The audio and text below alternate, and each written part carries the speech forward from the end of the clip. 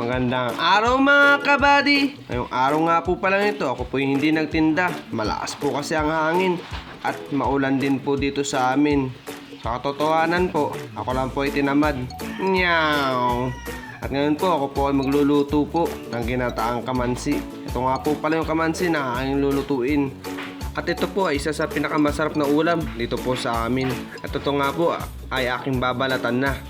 Ito nga po ay mahirap lang balatan sapagkat ito po ay madagta. Pero okay lang po yan. Naglagay naman po ako ng mantika sa kamay. Saka po yung sa kutsilyo na aking ginamit para po hindi ko mapit yung dakta. At maiba naman po tayo. Naalala ko po nung kami ay bata pa. Nung naglalaro po kami na luto-lutuan. Pag may nakita po kaming hinog na kamansi, yun po ay kinukuha namin at inalalaga po yung buto. At ito, tapos ko na nga pong balatan. At ito nga po ay aking babaakin na. Medyo matigas nga lang po at mahirap lang itong baakin. Yan po yung hati-hatiin ko po at gagat-gatin. Saka ko po ilalaga. Ayan na nga, nanggigil na nga.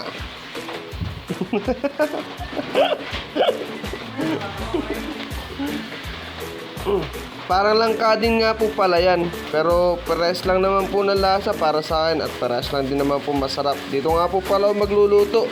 At medyo matagal-tagal ko rin po palang palalambutin yun. Ilalaga ko po muna. At okay na nga po. Nakapagpalingas na nga po pala ako. At dito ko na nga po pala sasalang yan. Hayaan ko nga po palang kumulo yan. At hanggang sa lumambot po. At habang pinapalambot ko po yan, ako nga po pala ay magsasaing. Sasayang po muna tayo mga buddy. Tayo po ang nakatoka ngayon sa pagluluto. Dahil ang misis ko po ay napakasipag. Ayan po, pasensya na po kahit magulo dito sa aming tahanan. Sapagkat ang misis ko po ay naglilinis. General cleaning daw siya daw. Ayan po, at ako nga po ay nagluluto.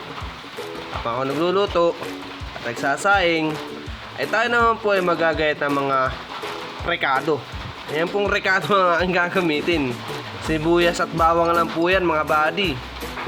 Yan lang po yan.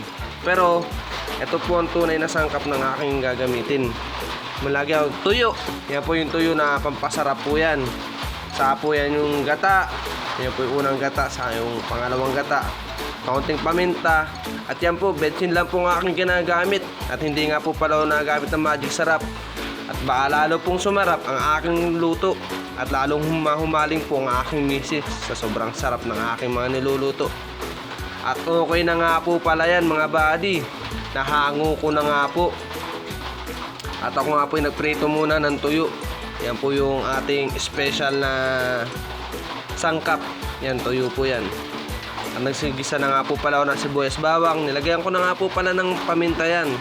Saka binudburan ko na ng kapiranggot na betchin yan. Ayan po, betchin.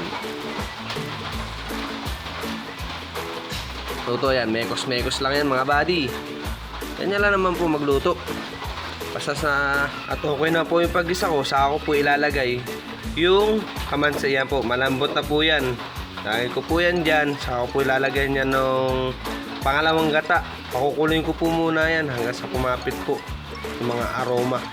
At ito nga po palang gagamitin natin pampaalat, bagoong. Salamat nga po pala sa nagbigay sa akin nito. Shout out po sa iyo. Ingat ka lagi.